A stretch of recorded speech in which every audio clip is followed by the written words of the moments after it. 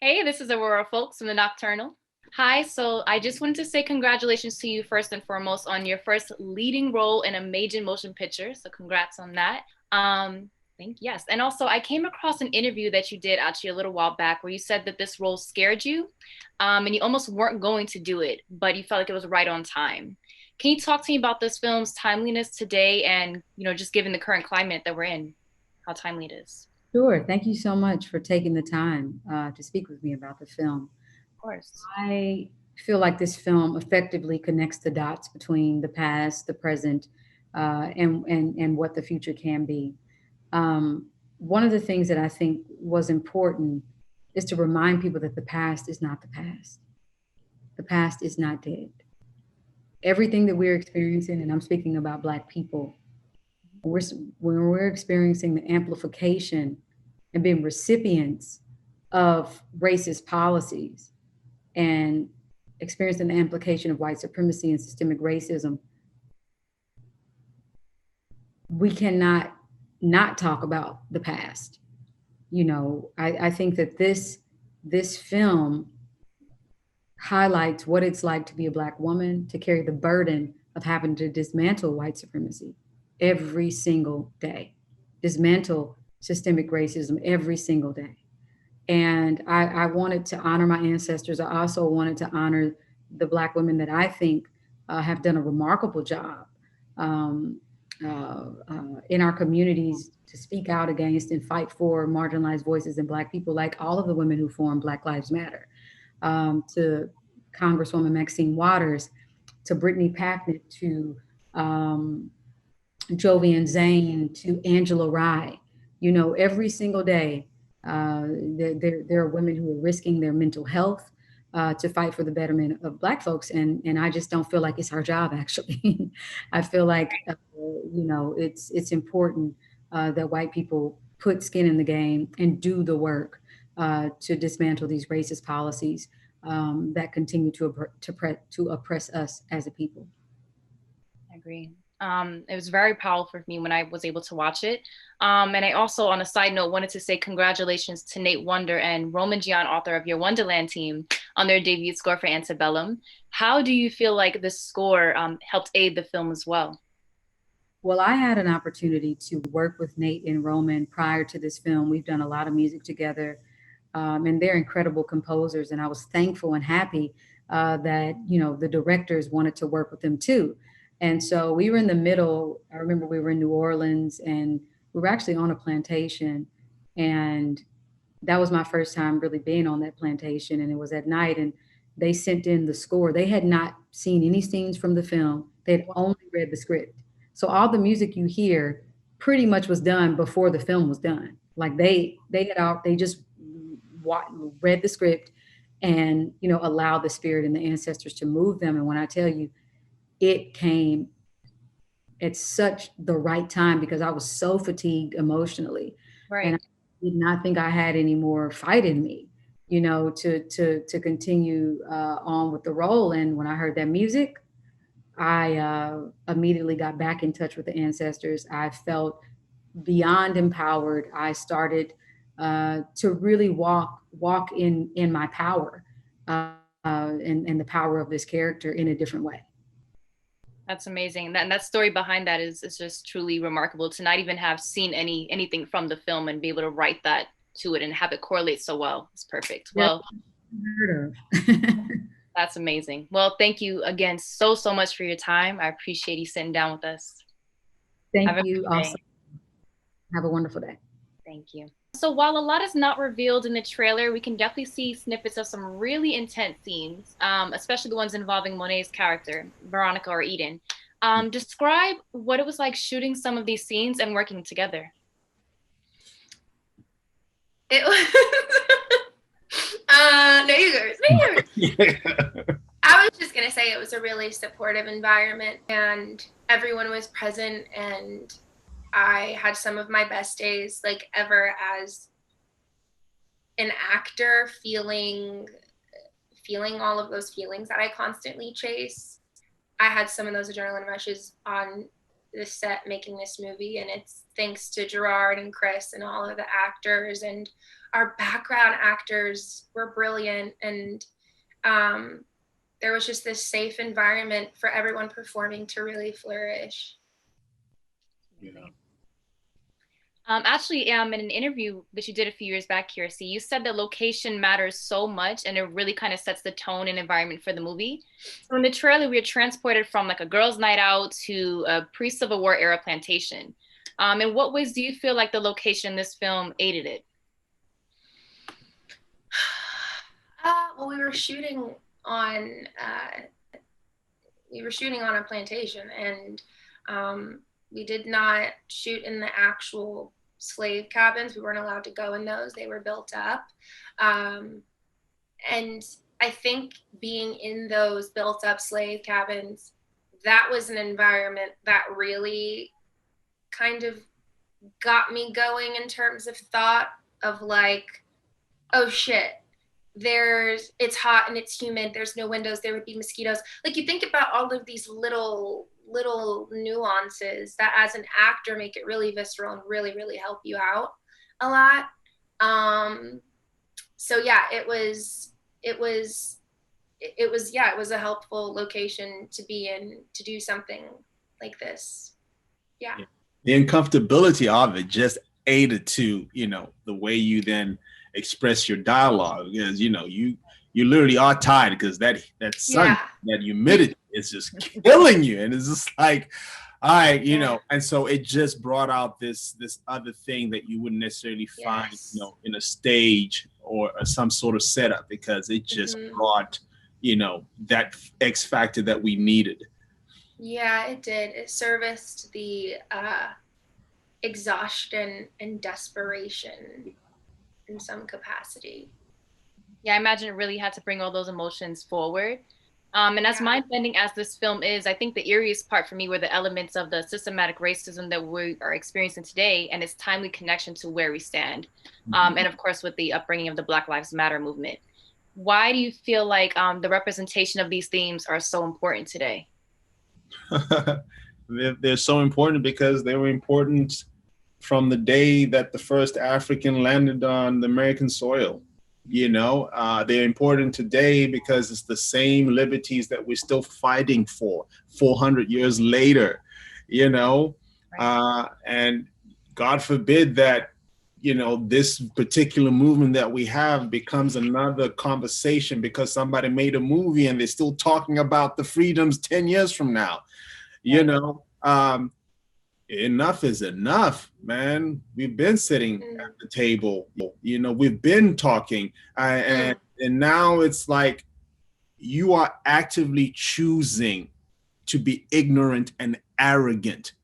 There's no way you can say that you do not know truth when truth is put in front of you.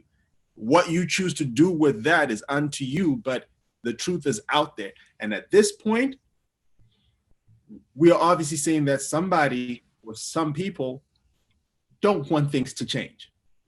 Yeah. So I just want to start off by saying that Antebullum is so mind-bending and definitely sets the tone for like a suspenseful thriller. What do you feel personally sets this film apart? I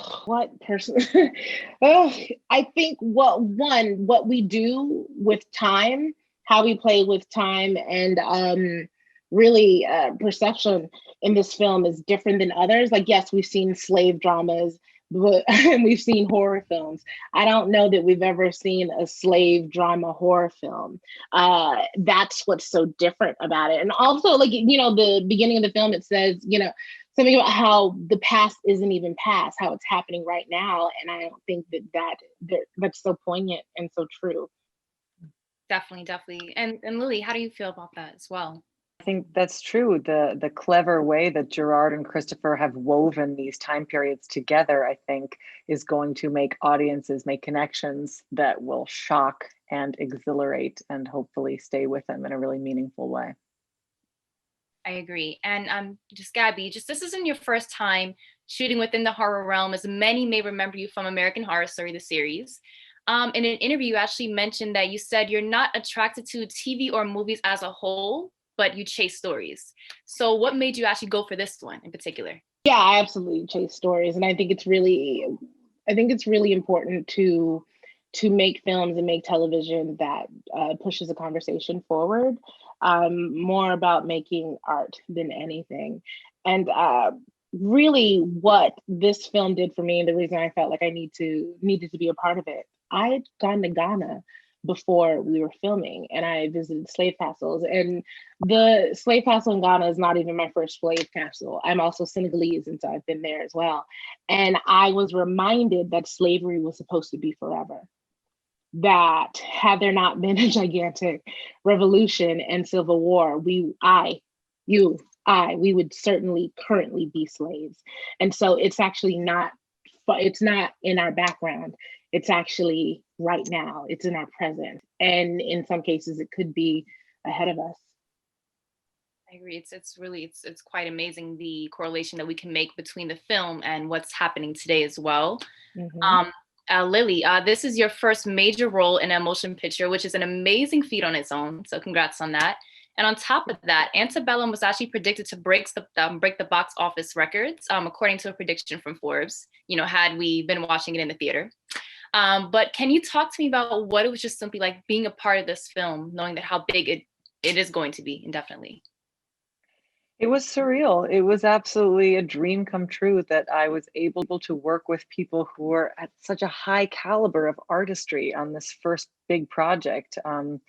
Working with such talented people, Gerard and Christopher and Gabby and Janelle. I mean, the level of creative collaboration that was going on was just something that you can only dream about as an actor trying to, break in.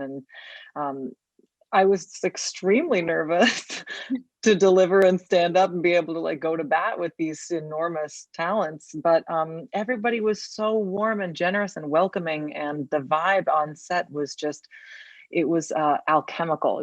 People were just wanting to build and create something better and bigger and, reach new levels. So I felt extremely blessed. That's amazing. And in building and creating something that people may have never seen before or anything like it, what kind of conversations are you hoping that people are having after this film for both of you? Well, right now, I think race has come to the forefront of a lot of people's minds who are not people of color. I guess it's just easier to say white people. So white people are now learning and realizing what people of color face in this country, just being alive, just going to the store, just breaking up a fight, just sleeping in your bed. This fear is not new to us, but the idea of this fear is new to them. And so hopefully this movie can be a part of them being able to truly empathize and feel this fear and feel this pain, and then going into their lives. And because I keep saying racism, we can do everything we can, but we unfortunately need white faces to tell other white faces to shape up rather. Absolutely. I hope that the character of Sarah can be representative of so many white women who are, consider themselves to be allies and consider themselves to be educated and woke to a certain extent, and yet still sort of fail to grasp fully the reality of what their Black friends face. So I think that that's something that a lot of women probably can relate to. A lot of, white people can relate to, I hope. And I hope that this moment takes is an opportunity for people to look inside themselves and ask themselves truly, what kind of person am I if I don't support this movement? What does it say about my moral character if I'm unwilling to face this reality? So I hope this film will encourage people to do that. So I just wanted to firstly just touch on the many scenes in this film that are set during the pre-Civil War era on a plantation. What did you personally feel like your experience was like in filming in this kind of environment? And did you find any of it to be in some way challenging to you? I feel like every aspect of this film was a challenge. You're really, diving into such a depraved and really intense time of American history. But, really, it's the time to do it. now is the time. So oddly, if we made this film, say 10 years ago, I think I would have been more like, oh, we're in the antebellum South, and look at these dresses, and there would have been other aspects for me to be able to find kind of joy and lift or whatever. But every single aspect I kept finding demoralizing in a way. Like even getting into those corsets, I was like, what were they thinking? God, I mean, women, I just had like, it just all felt so backwards, and then specifically shooting on the plantation, of just like, particularly interacting with the nature there, the trees that had been there for the past 400 years, and just like the witness that they had bared to, this, some of the worst, things I could only imagine. I don't know. Yeah, it felt pretty heavy. I imagine it weighed heavily, especially very like emotionally as well. And just to get back in touch with your character, your character is sort of somewhat of like a calculating type of role that she plays in this film as Elizabeth. Can you talk to me about how you found yourself preparing to portray this character? Yeah, it's how does one begin to portray a white supremacist? It's a very interesting exercise. But one that I felt kind of protective over. Like it felt an important thing to, first of all, not other her, to not say that, oh, she only exists over here, and I'm safe because I'm over in this area of like, liberal, whatever. But to really try to sort of take her history and realize how aligned it is with my own ancestry. To really unpack that. And as I got deeper and deeper into that, I don't actually know much of my own personal ancestry, but sort of a metaphysical, because my grandmother was an orphan. It was more just like trying to invite my great grandmothers into the room, invite my great great grandfathers into the room and be like, listen, I have love and respect for you all, but like, I need to have some really hard conversations with you, like this is, I need to really ask you why you did these things. What were your motivations? What was happening? Why are you using your children to indoctrinate this, white supremacic delusion onto them? There was so many things that were happening. So I don't know. It felt like a really oddly cathartic, but necessary, like dive into ancestral white trauma, Right. No, I imagine it had to be amazing to just dig deep like that and really portray that role in this film, which was excellent. And thank you so much for your time. I appreciate that. Thank you. I just want to jump right into this. Given that Antebellum is your first feature film, what do you feel like you had to bring to it to really set it apart from other thrillers that also kind of tend to dip into history? We don't feel like we have to do anything. The movie speaks for itself. So we hope that people will take something away from it that makes them feel like it has activated a conversation among themselves and other people. We, as artists, we don't move into this place of strategy around separation from our movies and other things. I think what we do is try to make something that we love, that resonates with us. And we are a really tough audience, and we're very tough on ourselves. And so if it works for us, then our ardent hope is that it will resonate with at least a significant swath of other people. I see. And actually for me, one of the things that really stood out to me was a lot of the symbolism in the movie, as well as the way that it highlights some of the systematic racism that we experience. Given your background as advocacy filmmakers, how did you find yourself collaborating together in this film? Well, we really only know how to collaborate together, how to work together. Those experiences obviously informed, our experience on Antebellum. But as a duo, as a directing duo, I think our also being a writing duo is incredibly helpful, because we are able to kind of work through all of those details and kind of have our knockdown, drag out fights while we're in the privacy of our home. And then, once we get to set, we have a crystal clear vision, and we're able to kind of make sure that is on screen. We've been together for 12 years. So it's like, it's kind of like this telepathic shorthand that we speak. So, it makes it a little bit easier, I suspect, than it would be otherwise. It's amazing. And actually, when I was looking at the trailer on YouTube, I came across a comment that said, and one user had said, final trailer, and I still don't know what the film is about, and I kind of like that. So without giving too much away, can you tell the viewers what they might expect to see and take from the film? What we'll say is that Antebellum is about a brilliant, successful, modern Black woman, a mother, a wife, a pillar of her community, an activist who is snatched from her life in present day and deposited in the open air haunted house of the antebellum South. And she has to figure out the mystery of what is going on before it's too late. Got it. Well, it definitely sucked me in. I was intrigued throughout the entire film. And I know this film was supposed to come out in the theaters, but unfortunately, due to the pandemic, we are now watching from our couches or wherever you're watching from at home. How do you think this might impact the audiences watching it from their couches as opposed to the theater and what they get from the film? The same type of reaction? Well, we're huge fans of the movie-going experience in the theaters, and our original intention was for it to come out in theaters. It's interesting, the feedback that we've gotten on that. So many folks say they feel, more comfortable viewing this in their home rather than in a theater where you don't know who you're with. And, I think that could be a positive coming out of this. I mean, we also it's the health and safety of the movie-going audience that is first and foremost for us. And the fact that so many Black folk and people that work on the front lines are suffering at a rate much higher than that of white America, it's really important to us that while we're giving you this medicine in the thrill of the movie, that you don't turn around and get sick with COVID.